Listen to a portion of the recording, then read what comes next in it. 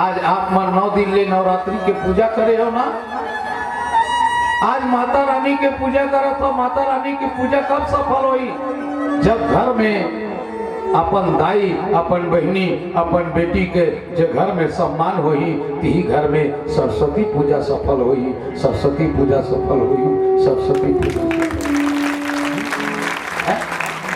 घर के बहू बेटी दाई के सम्मान नहीं कर सकतन और 9 दिन ले उपासन के रख लाला।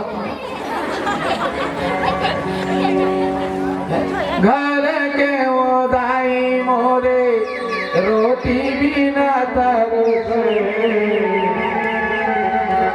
घर के वो दाई मोरे रोटी भी न तरसे।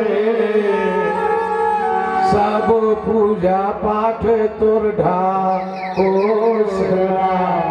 रे भाई, सब पूजा पाठ तोर ढाकोसला।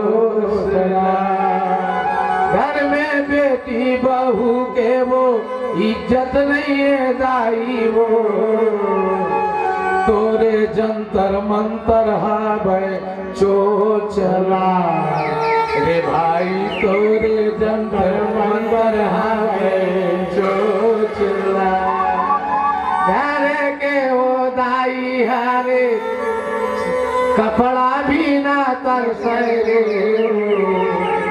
तोरे पूजा पाठे ढाकोसला रे भाई, तोरे पूजा पाठे ढाकोसला।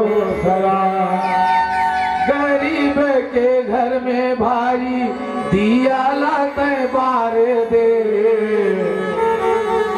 गरीब के घर में भाई दिया लाते बारे दे।